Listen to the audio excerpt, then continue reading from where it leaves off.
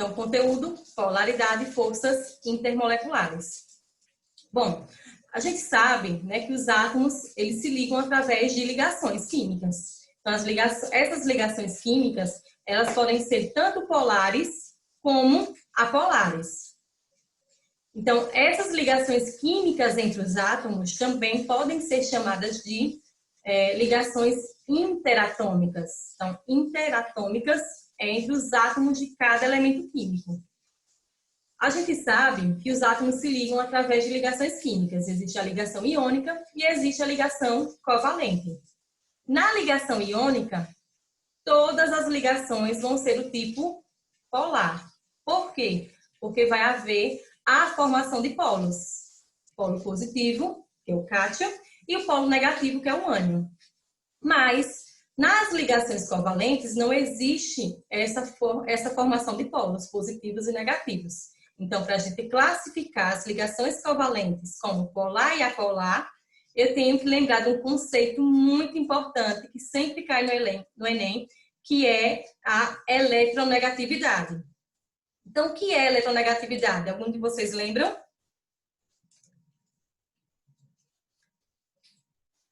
Bom, então assim, a eletronegatividade, ela é a propriedade que o átomo tem de gostar de elétrons. Então, ele atrai para si os elétrons. E aí, quando não há diferença de eletronegatividade, eu digo que a minha ligação ela é apolar. Então, o exemplo que eu coloquei aqui é o gás hidrogênio. Então, o gás hidrogênio, na minha escala aqui de eletronegatividade, ele é o último aqui. Então, se eu tenho 2 hidrogênios, a eletronegatividade é a mesma. Então, quando ela é a mesma, a ligação é do tipo apolar. Porém, quando eu tenho uma diferença de eletronegatividade, eu digo que a ligação ela é polar. Então, eu coloquei aqui o exemplo do ácido clorídrico, que é o ácido encontrado no nosso estômago.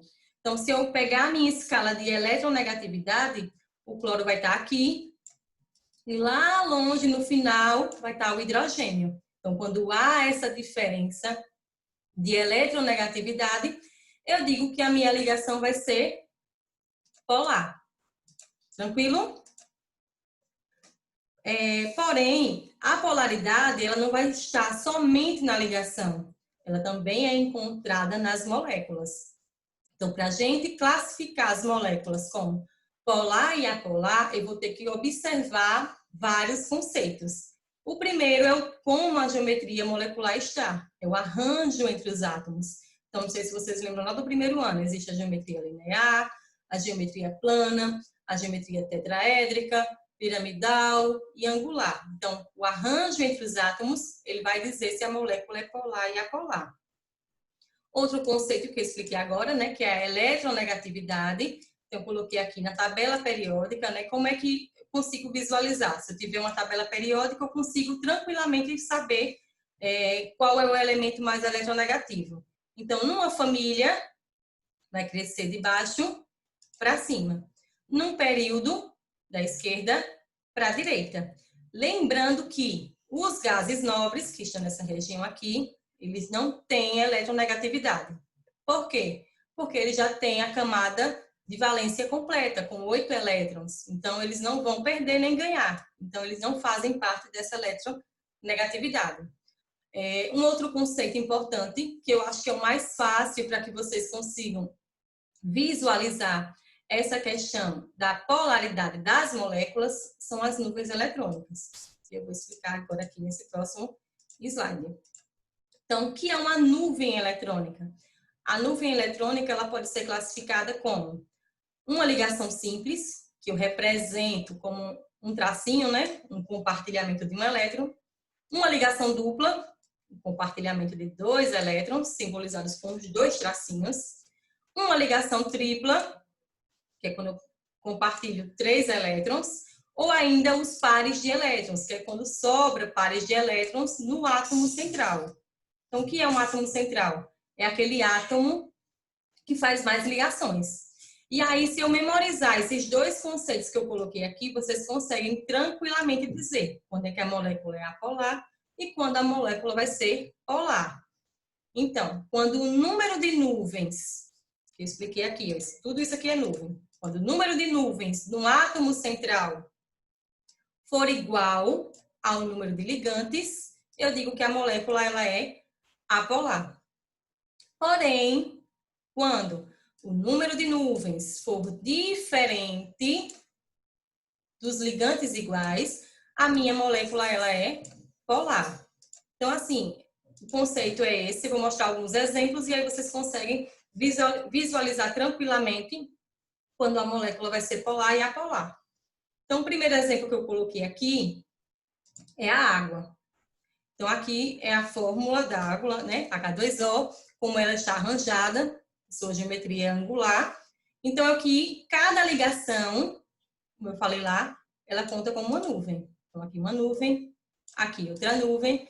E os pares de elétrons que também sobram do átomo central, que é o oxigênio, eu também conto como nuvem. Então, aqui mais uma nuvem e aqui outra nuvem. Então, na molécula de água, eu tenho 4 nuvens eletrônicas.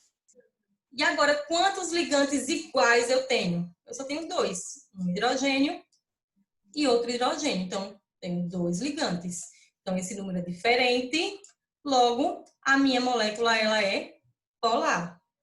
Tranquilo? Já o segundo exemplo aqui é o CO2, que é o gás carbônico. Então, aqui o carbono como o átomo central. E aí, cada ligação que ele faz corresponde a uma nuvem eletrônica. Não é porque tem 2 tracinhos que vai ser 2 nuvens, não. Se for uma dupla ligação, também vale como uma nuvem eletrônica. Então, aqui eu tenho uma nuvem eletrônica, aqui eu também tenho outra nuvem eletrônica. Visualizem que aqui no carbono não sobrou nenhum par de elétrons. Todos foram compartilhados. Então, aqui eu tenho 2 nuvens eletrônicas. E quantos ligantes iguais? Um oxigênio, outro oxigênio. Então, eu tenho 2 ligantes iguais. São números iguais. A minha molécula, ela é apolar. Então, é importante a gente ver a diferença de ligação para a molécula. Principalmente acontece isso aqui no gás carbônico. Essa ligação que o carbono faz com o oxigênio, ela é uma ligação polar, porque há diferença de eletronegatividade. Porém, a molécula inteira, ela é apolar. Então, não confundam ligação com molécula. Não é porque a ligação é polar que a molécula vai ser sempre polar. Não. O arranjo entre os átomos, a geometria influencia também na polaridade da molécula. Outro exemplo aqui é o metano. Então, o carbono é o átomo central. Fez 4 ligações. Cada ligação equivale a uma nuvem eletrônica.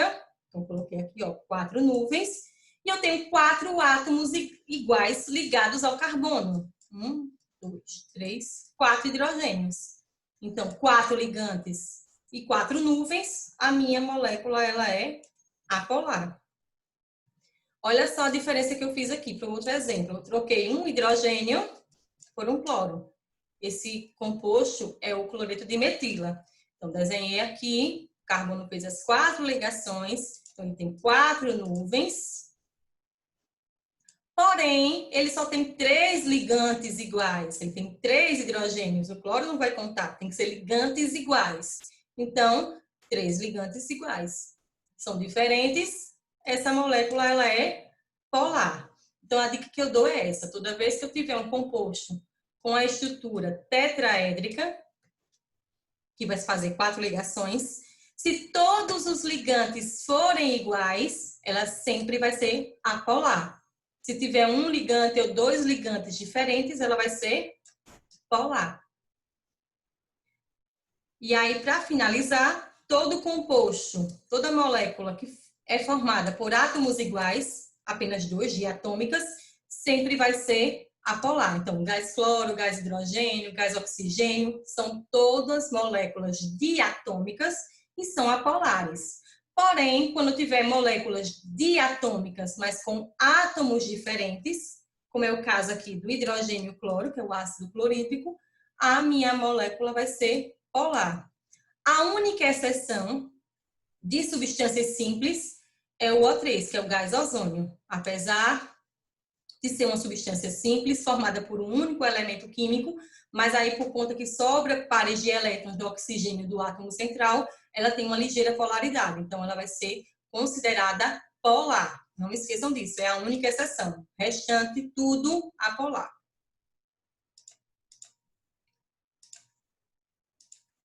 E aí aqui eu fiz um resumão para vocês. Então, se vocês quiserem depois copiar no caderno, vocês tentarem fazer um mapa mental sobre o conteúdo de polaridade, fiquem à vontade. Mas aqui eu só fiz um resumo bem geral. Então, quando eu falo em polaridade, eu vou observar o átomo central. Então, eu observo. Ele tem elétrons livres? Se ele tiver, sempre a minha molécula vai ser polar. Sobrou 2 pares, sobrou 4 pares, sobrou 6 pares, sobrou polar. Porém, se não sobrou elétrons, aí eu vou ter que observar a quantidade de nuvens com a quantidade de átomos iguais. Se a quantidade de nuvens for igual ao de ligantes iguais, a molécula ela é apolar. Porém, se o número de nuvens for diferente, minha molécula ela é polar. Então, basicamente, o conteúdo de polaridade, a revisão é essa. E aí a gente vai entrar nas forças intermoleculares, são as forças entre as moléculas, que unem as moléculas entre si. E por que é importante estudar a polaridade? Porque cada força dessa, ela equivale a um tipo de substâncias, polares e apolares. Então, se eu sei que aquela substância é polar, eu sei qual é o tipo de interação que pode acontecer com ela. Se eu sei que a minha substância, a minha molécula, ela é apolar, vai ter uma interação específica para ela. Então, facilita bastante na hora de vocês conseguirem diferenciar uma força da outra também. Então, como eu falei, as forças intermoleculares são as forças entre as moléculas, que ligam as moléculas. Tipo, num copo de água tem N moléculas de água. Então, o que é que unem essas moléculas? As forças intermoleculares. Elas vão ligando as moléculas entre si para que, por exemplo, a água esteja no estado líquido à temperatura ambiente. Bom, as forças intermoleculares existem 4, que são as principais. Dipolo induzido, dipolo permanente ou dipolo-dipolo, ligação de hidrogênio ou íon-dipolo. Então, essas são as que mais caem lá no Enem. Então, vamos revisá-las.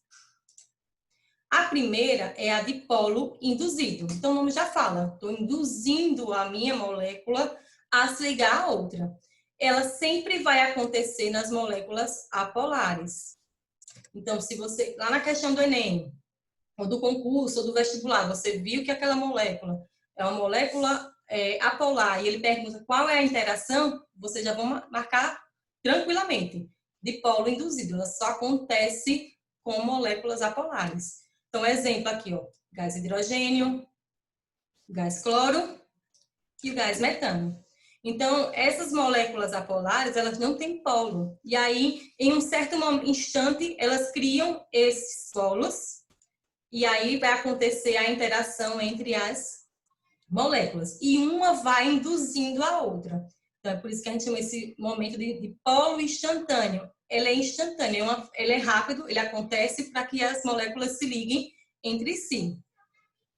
É uma força muito fraca, é a mais fraca de todas, e as substâncias que são apolares e que têm esse tipo de interação de polo induzido possuem pontos de fusão e ebulição muito baixos. Então, um exemplo é o iodo. O iodo a gente encontra ele no estado sólido, mas se a gente colocar ele a temperatura ambiente, ele começa a evaporar, já começa a formar gás. Então, pontos de fusão a temperatura ambiente ou até mais baixo que isso.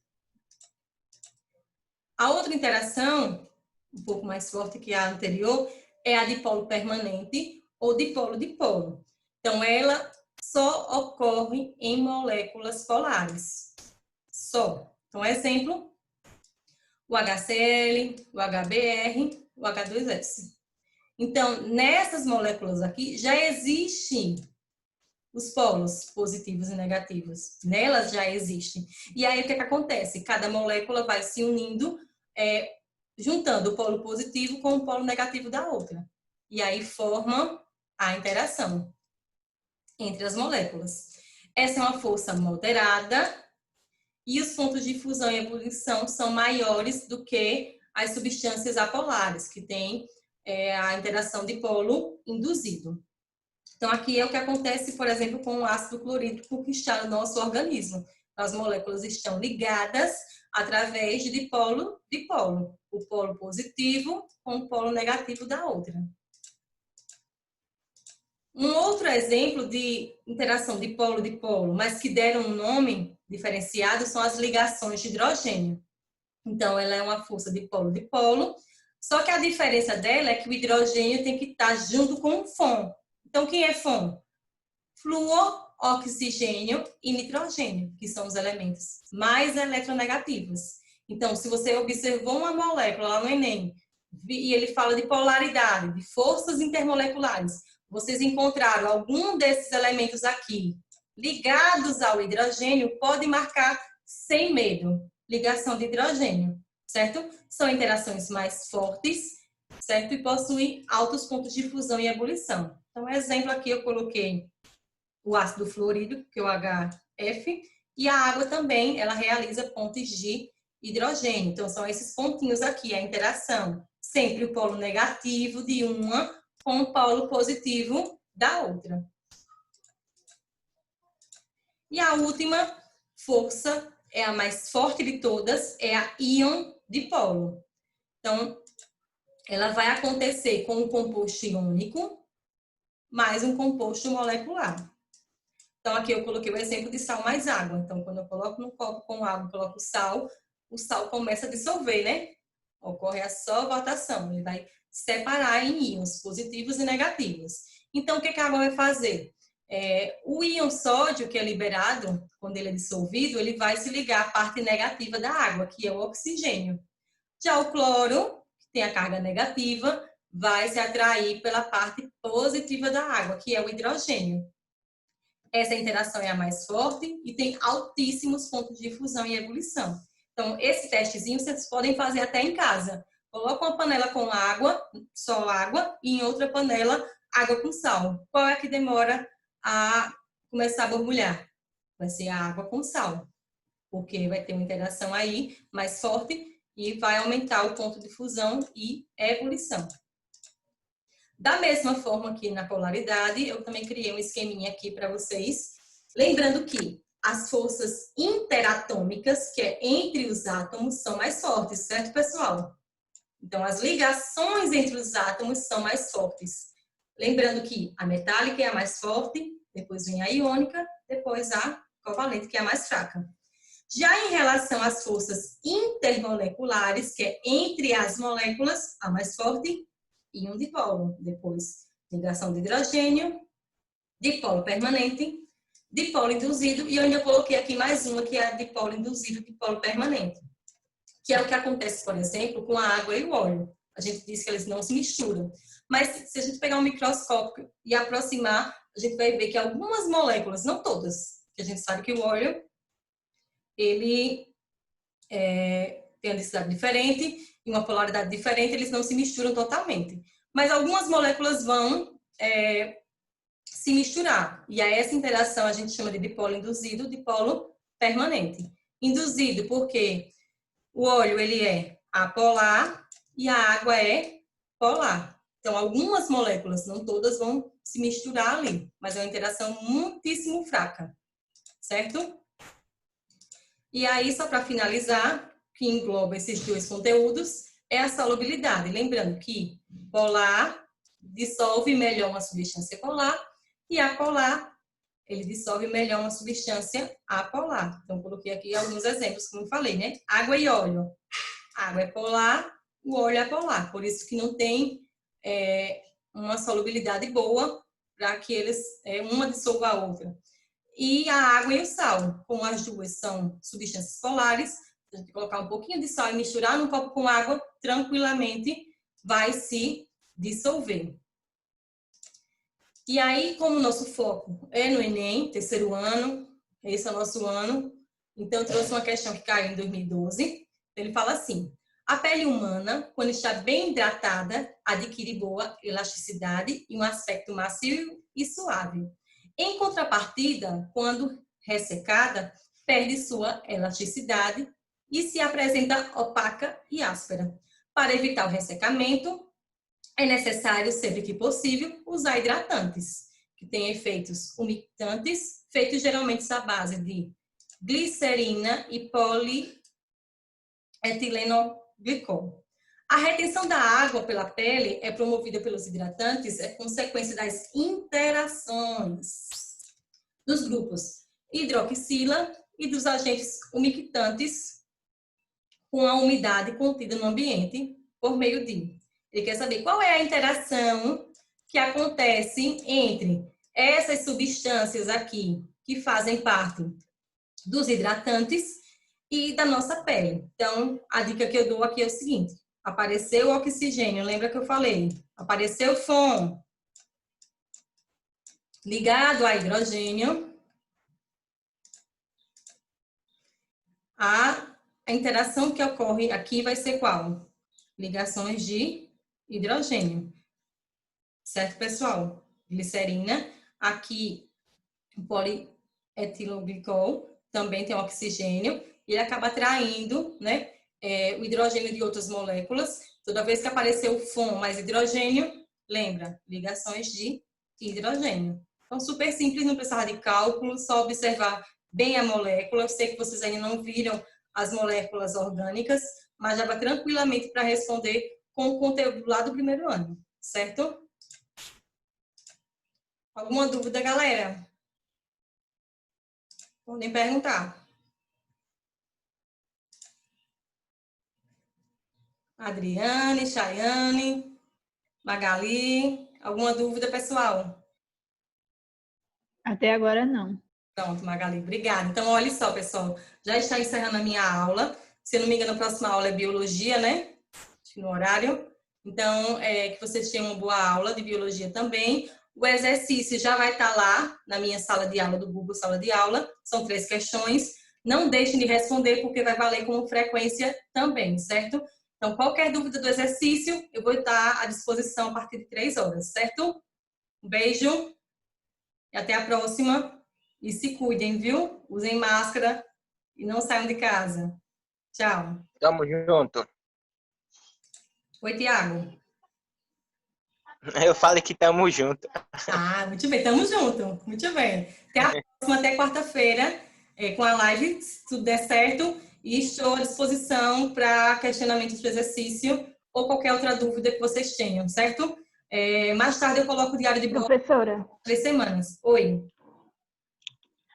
é para entregar hoje a atividade? Isso. O combinado, assim, né, com a nova formulação do horário, é que vocês façam atividade na aula. Vai ter uma aula só para vocês responderem as questões de Química, Física e Biologia. Então, não vão ser muitas questões, eu coloquei apenas 3. De múltipla escolha, então vocês leiam com calma, em cima desse conteúdo que a gente abordou hoje, então dá para tranquilamente responder. E aí, qualquer dúvida que vocês tenham, pode, na quarta aula, entrar em contato.